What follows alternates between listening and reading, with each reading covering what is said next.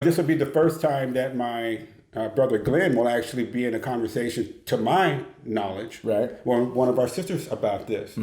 And as I've said all along, the important thing about this healing to take place, especially with brothers and sisters, when molestation happens in the family, you go your separate ways, not only individually, but you can go your separate ways from a gender standpoint. At some point, you have to have the conversation, and it's a scary conversation. It's a conversation no one wants to have, but it's a conversation that must be had. And so we're going to talk about this and just let it flow.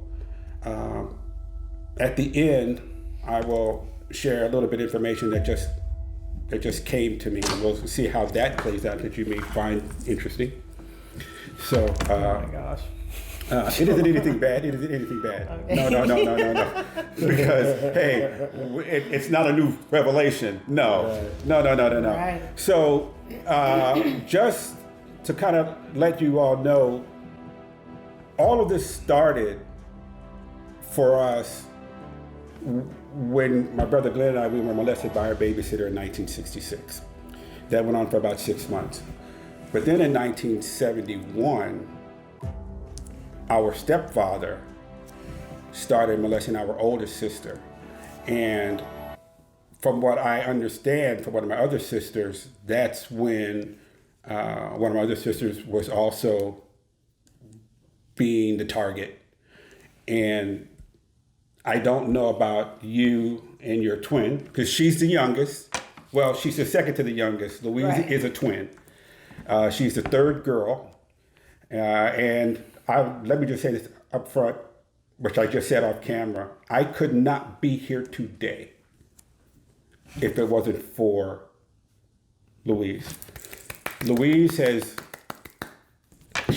been the encouragement. She has been the rock, constantly go. Every one of my sisters, 3 of them, have been encouraging, and my older brother, but I doubt very, very seriously that not only could I have completed this manuscript, but that I even would have gone forward with the podcast. And I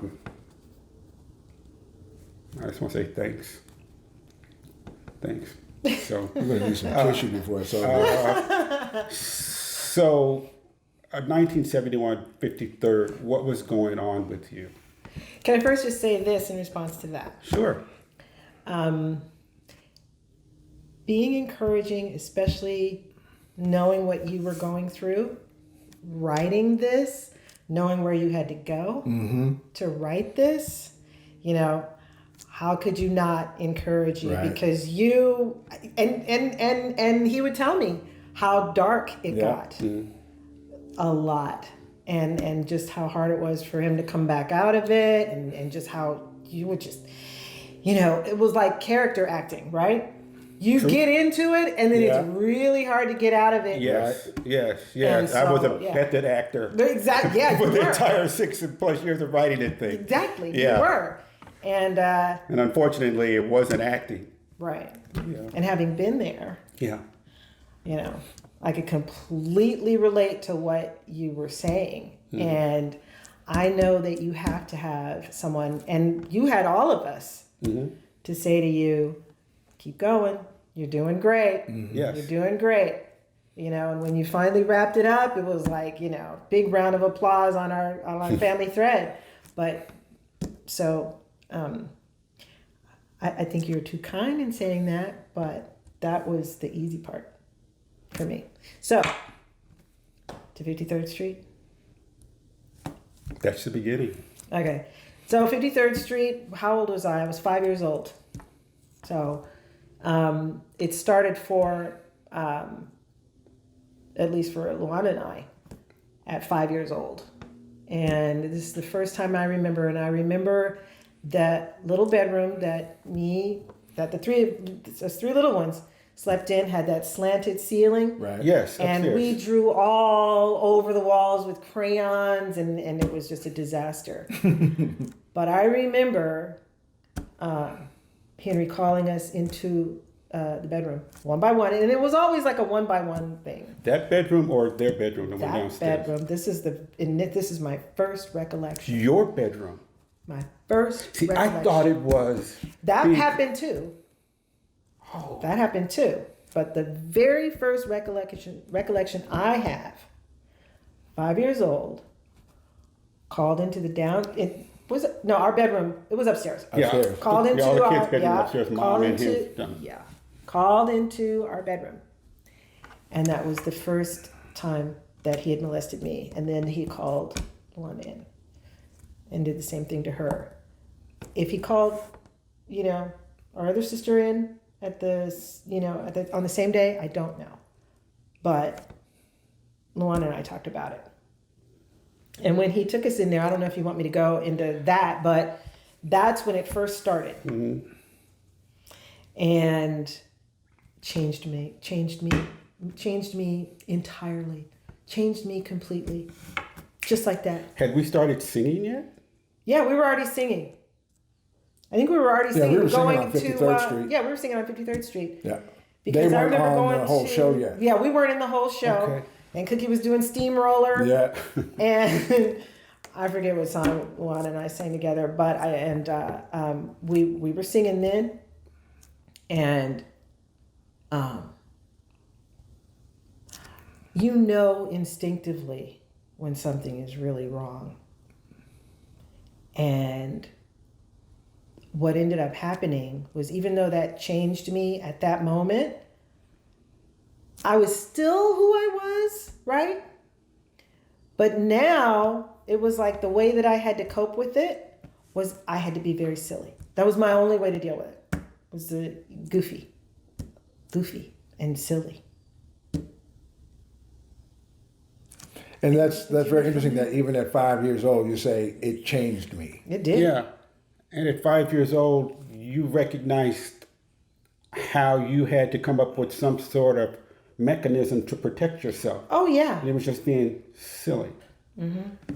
Because my memory of you is you were always silly. Mm-hmm. But it never occurred to me until you just said it that it was on purpose. Yeah, it started to be on purpose. I was naturally that, but then when I was very stressed out, when I was really stressed out, I would turn to that.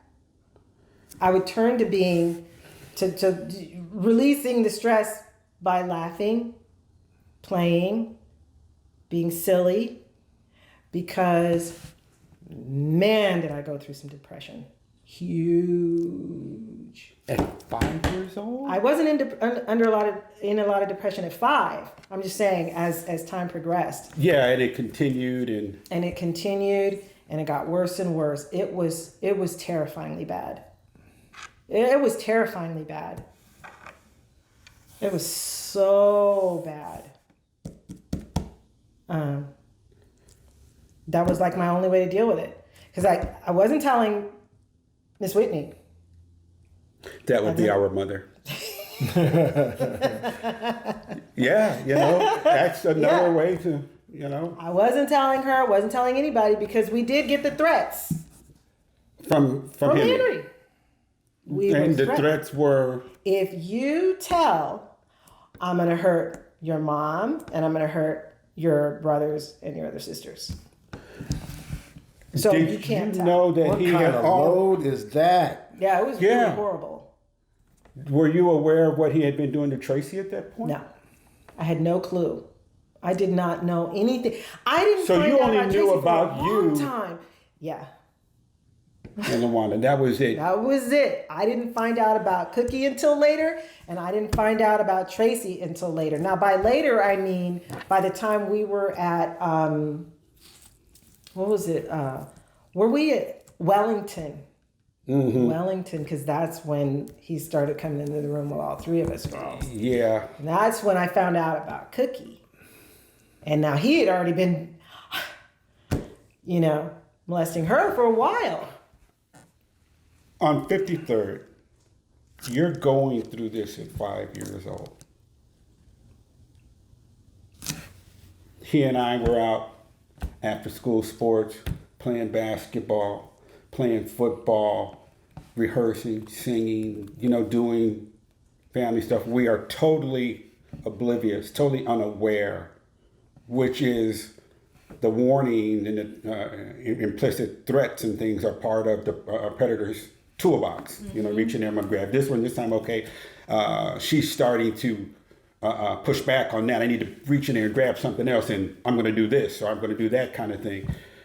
Did you give any thought to what we were doing and thinking, how can they not know? I was jealous.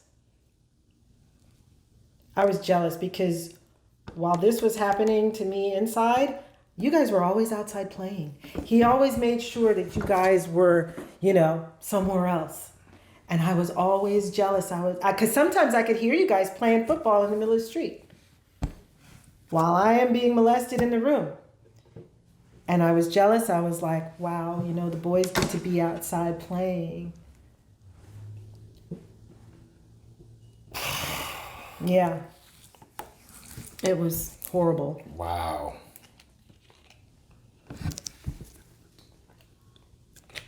How?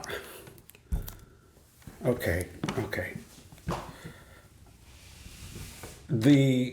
I may be getting ahead of myself on this one, and jump in whenever. Right. Cut across it. I gotta do. If something comes up or just whatever. This is to be free flowing. I had no idea. Obviously, you already know that we didn't know until 1977 what was going on, but the jealousy part. How did that affect your relationship with us? Because we are 11 years old, 12 years old. We're in junior high school, 71, 72. We're at elementary school. We first got Main Street. We went to Main Street. We first got there the second half of like sixth grade, but it was mainly junior high school. Yeah. Your sixth grade was in Main Street. Yes. I was in junior high. So how did that impact how you viewed us and treated us? Because we obviously had no clue, but you were jealous. I was jealous, but it didn't impact the way I felt about you guys at the time. I was jealous from I'd rather be out playing than this, right? This is awful and that's wonderful. Yeah. And so I never, I was jealous that you guys were outside playing and having a good time, and my life inside was just like, yeah. So it wasn't a kind of jealousy. I'm angry at them. I'm mad at them. Oh, I want to be doing what they're doing. Yeah. And what kind of strength is that for a girl that age to compartmentalize that? It's not their problem. It's not their fault. They didn't do anything, even though they're out there living the life I want to live or doing what I want to do. And she doesn't, that never comes across to us.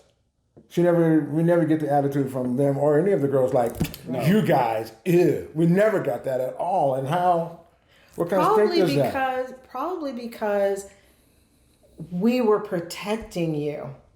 Because Henry said, if we tell, they're going to get hurt. So as a 5-year-old, I can't compartmentalize that. All I know is just reaction, right? Okay. So I was just reacting to what he said and knowing that if I told, something was going to happen to my beloved brothers. Right. So we weren't jealous. I'll speak for me. I wasn't jealous, and being hateful. Right. Yeah. Right. Because I was protecting you guys from being killed.